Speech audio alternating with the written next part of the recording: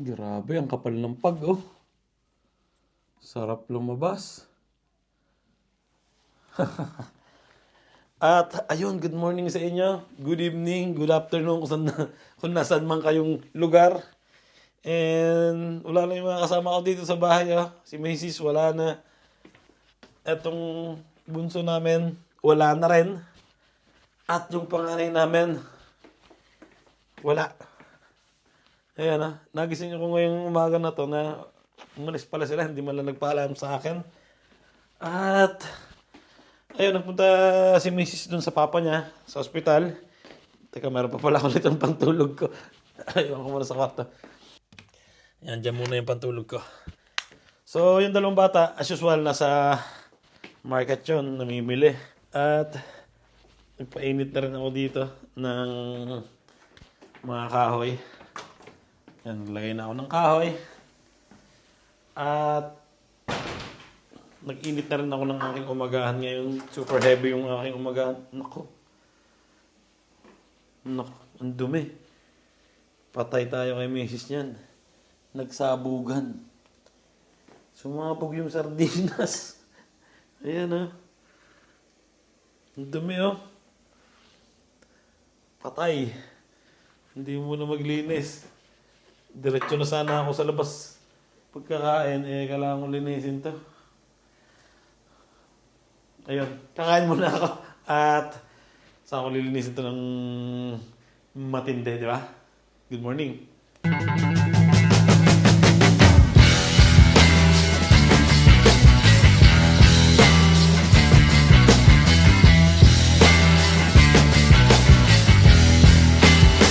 Ayun, nalinis ko na.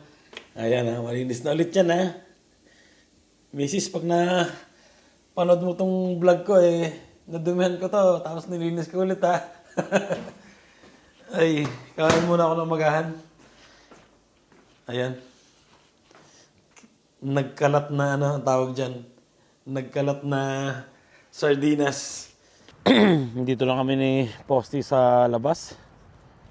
Kanina makapalampag pero ngayon unti-unti na nawawala Ayan. Tingnan nyo yung taas. Yung mga bundok nakikita na ngayon. Kanina hindi. Chill muna kami ni Posty. Lakad-lakad. Dalawang bata sa bahay na. Kakarating lang. Ay, sarap maglakad pag ganito yung panahon. Kala ko kasi mainit. Pero medyo malamig sa kamay. Kaya ito yung sinuot kong jacket. Para makapal, di ba? At ayun, uwi na kami ni Posty. Tumawag si Mrs. Gusto niya daw ng tawag dito, tinola. So magtitinola ako.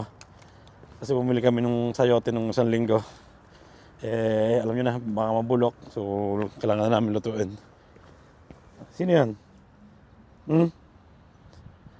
Nakita siyang aso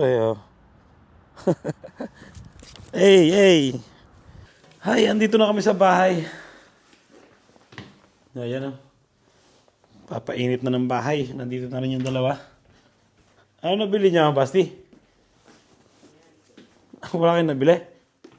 Si Kuya? Ha? Ano? Pantaloni mayon. Bumili siya ng isang pantalon tsaka isang ano yun, yung hoodie? Naantok ka? Tutulog ka? Antok. Itong isang to, tulog pa rin to. Ayun tulog. Nahagok pa.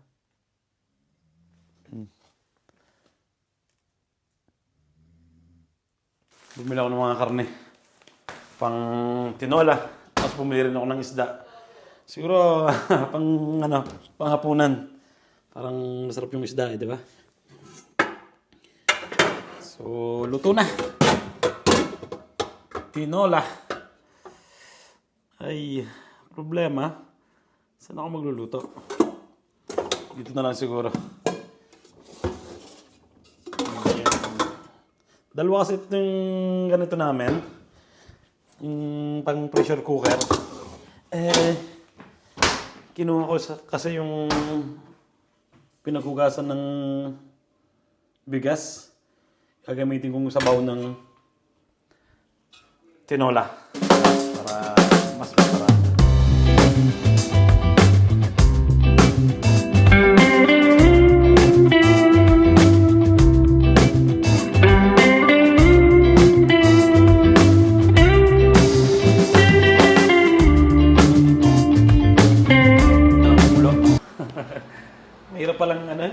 Mahirap palang balatan ng sayote. Ngayon ako nakapagpalit talaga ng sayote. Matinik. So, okay na yan. Hinihintay ko na lang kumulo yung chicken. Wala pa naman si Mrs. Baka mamaya pandating nun. Yan, meron tayo ditong tinola. Chicken tinola. Ayun, ready na, oh. Patayin ko muna to. Ang ingay. Ayan. Welcome sa Panglasang Pinoy. Ngayon, magluluto naman tayo ng tinola. Ayan. Saktong-sakto yan pagdating ni Mrs. Sigurado pagod yung galing ospital. Dami mga kain na naman nun. So, yan ang ginagamit ko. Meron ako ditong alyo. Ibig sabihin yan, bawang na tad-tad na. So, bumibili na ako ng ganito para hindi na akong tad-tad. Kuha na lang ako ng kuha. Siyempre, speaking of tad-tad na, meron din ako dito yung ginger paste. Hindi ko na kailang magtadpad pa ng magtagtad, no? Lagay ko na to sa rep at tapos ko nang gamitin. Lagay ko dito sa likuran. Meron pa kami ditong kimchi. At ayun, yung binili kong isda, mamaya ko na lang lilinisin. Ay, nakatulog na ako. Tapos, ayun 2:15 na, wala pa si Mrs. So, kami dalawa lang ni Basti dito. Kain na kami. And siguro mamaya na lang si Mrs. Hapon na kasi. Ay, ayun, kain na. Kain na tayo. At, thank you Lord. Tingnan nyo naman, Di ba? First time kong nagluto ng tinola. Ito masarap, ha? Masarap? Nagustuhan ni Basti, Sarap. Ayaw niya pang kumain kanina, Sinabi ko sa kanya, papatayin ko ang PlayStation, Kumain na, Okay. Yan, kain muna kami. Let's go. Anong oras na? Ayun, 6 na. Dumating yata si na Mrs. Magpo-4. Galing dun sa ospital. So, ayun na lang yung kakainin namin. Natira kanina. Kasi hindi naman kumain si Mrs. Binilhan daw siya ng sandwich doon sa ospital. So, ang dami pa naman natirang tawag dito, tinola. Ito na kain namin. Merienda muna kami. Buldak hot chicken flavor ramen. Sigurado. Maanghang to. Grabe ang buldak na to. Anghang. Tinikman pa naman ng namin. Ng bunso namin. Wow.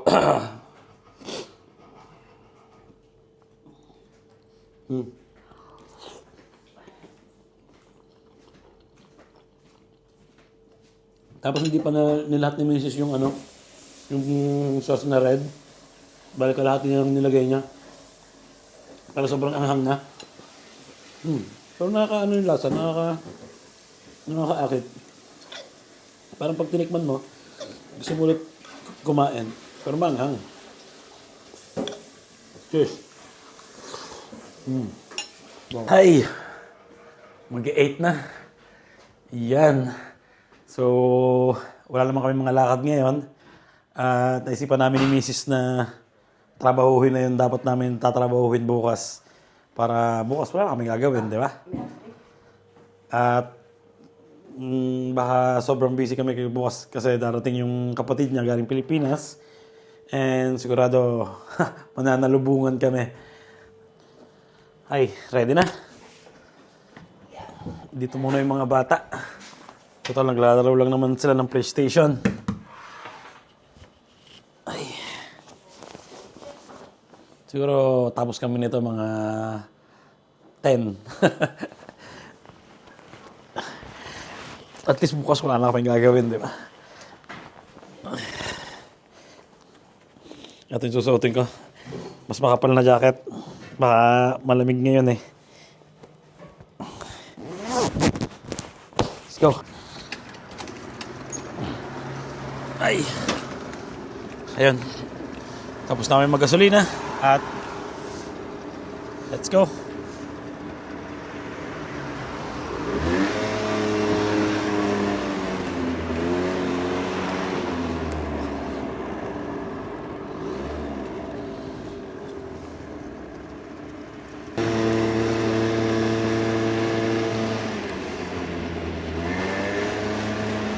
Mga alas 10 tapos na tayo, di ba?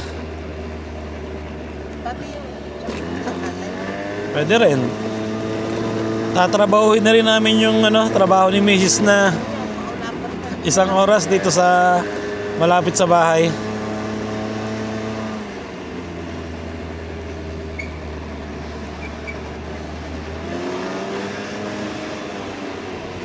Hay. Para bukas wala magagawin, di ba? Pwede tayo matulog ng hanggang late. Pero dahan-dahan tayo. Kasi medyo madilim dito sa dadaanan namin. Ha? Oo. Tsaka hindi masyado malamig ngayon. Sulitin na natin, di ba?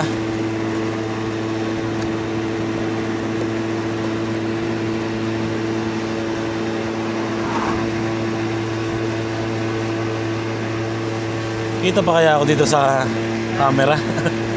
Kita pa kaya tayo sa camera? Sobrang madilim na talaga dito sa kalsada na to. Ha? review mo. Baka may nakangkas eh, no? Huwag mo isipin yun. Nakakatakot naman kasi dito. Kasi minsan dito, pag ganitong dadaan ka sa mga gubat, minsan may tumatawid na yung mga baboy ramo, pusa. Kasi meron dito mga ganong lugar. Kasi nung nag-pandemic dito palibasa walang tao sa mga kalsada sa city. Taglang bumaba yung mga baboy ramo bumaba sa city Ayun, sobrang lapit na namin. Tapos na kami sa madilim na kalsada. Parang may kapre Sa atin lang naman yun Siguro pumunta yata ako ng Italy. Siguro dumating ako, hindi na ako naniniwala sa mga ganon-ganon. Kapre, ano ba yun? Kulam, tikbalang, duwende.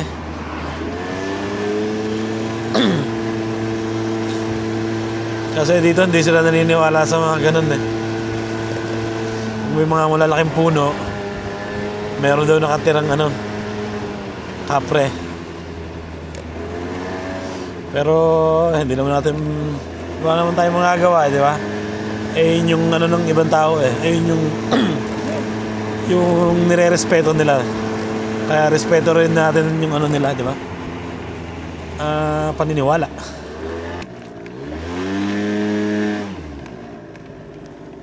Tawa ka muna. Dito na kami.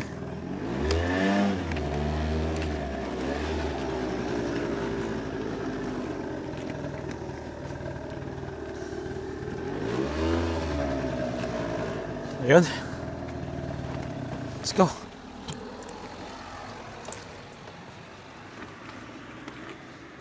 Ito yung literal na gabi dito sa lugar namin. Sa sentro.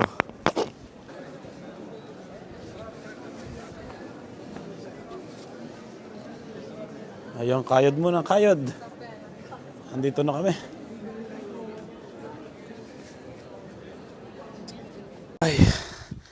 Ayun, dito na kami. Start na. Trabaho naman. Nailumutan ko yung ko. headset. Hindi ako makapag-sounds ngayon. At least para mabilis na magtrabaho. Ay, ito yung tinatawag na literal na buhay OFW. Ano yung susi? Nasa bulsa. Anong oras na? 10 ng gabi. Nagkukudkud pa rin ng banyo, di ba? Na-imagine ko tuloy yung mga magulang namin dati na naglilinis pa no? Kasi hindi mo makikita pa dati kasi wala pa dati mga social media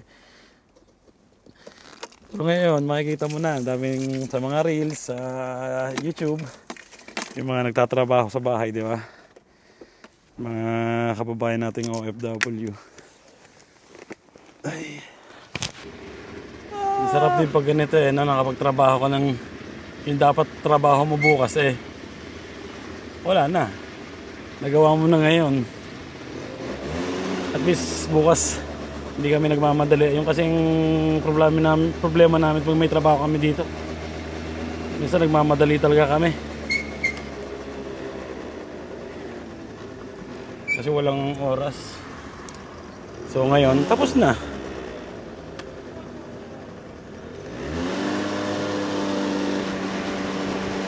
May tatrabahuin pa kami ni Mrs.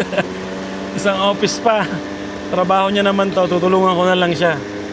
Di ba? Kailangan masipag. Sarap din naman pag masipag no? Katulad ko ngayon, nakikita ko yung resulta ng YouTube ko. Talagang paggabi, minsan sasabihin ni Mrs. tulog na tayo, gabi na. Hindi talaga ako hindi pa talaga ako makatulog hanggat hindi ko nakapag-edit ng isang vlog Kasi nakikita ko nga yung resulta, di ba? Pag nakita mo yung resulta na maganda ang kinakalabasan, parang nasisipagan ka pa lalo di ba, Che? Ha? Uy. Oo. Ala ko hindi mo naririnig At tulad ngayon, nagsipag ka, bukas ang resulta. Ano na? Ha? Pwede tayo makapagpahinga, no? Buong araw. Tapos pupunta kami sa mananalubungan ng mga pagkain Pilipinas. Ano pinabili mo? Hotdog. Hotdog. Ayun, Pure Foods. Kasi wala talagang mabibilang dito ng Pure Foods na hotdog. Tsaka toyo. Cheese whiz nagpabili ka rin? Usok Usok ng motor Medyo mapag na yung kalsada dito. Ha?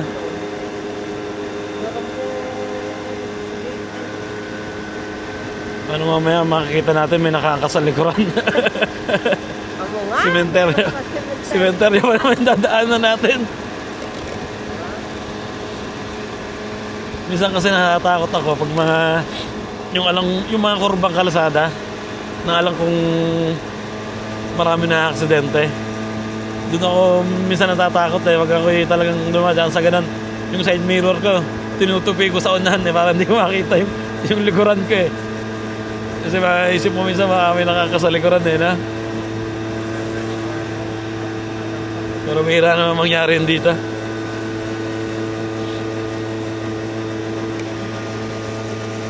Yun, malapit na kami sa bahay. Yung susunod naman namin trabaho ngayon, trabaho ni Mrs. Yung malapit lang sa bahay, walking distance lang. Kaya iwan ko muna to sa garage, tong motor. Tapos samahan ko naman si Mrs. magtrabaho dun sa kabila. Yun, malapit na kami sa bahay. Yung susunod naman namin trabaho ngayon, trabaho ni Mrs. Yung malapit lang sa bahay, walking distance lang. Kaya iwan ko muna to sa garage, tong motor. Tapos samahan ko naman si Mrs. magtrabaho dun sa kabila. And yun, ilaw naman ito. Wala mo siya, siga ng nakataas yata ang ilaw ko.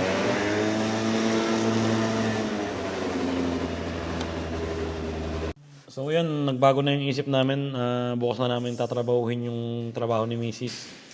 Kasi mahirap kasi makita ng mga bahayan kasi yon, makita ng mga kapitbahay na may ilaw. Baka isipin magnanakaw. So, totally isang oras lang naman yun. Tapos ang lapit lang dito sa bahay. Bukas na lang namin tatrabahuhin. Ay.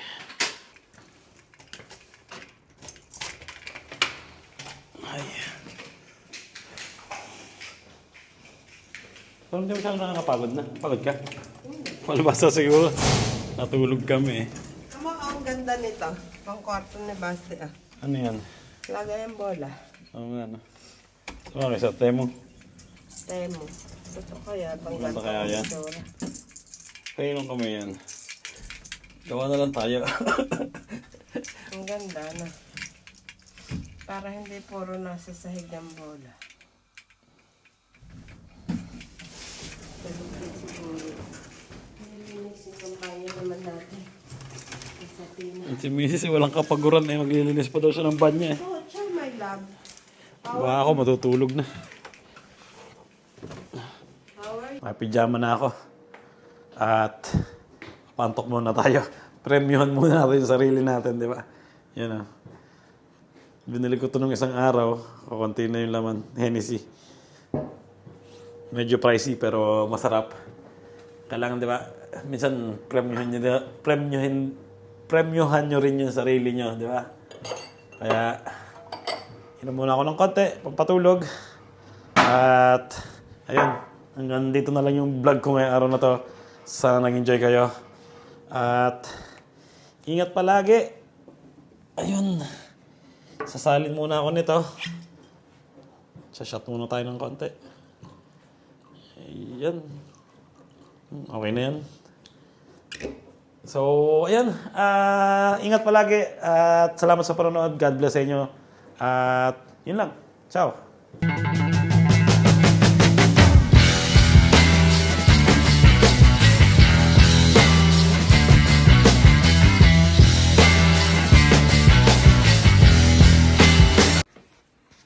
Si Mrs. walang kapaguran. Linis ka pa rin.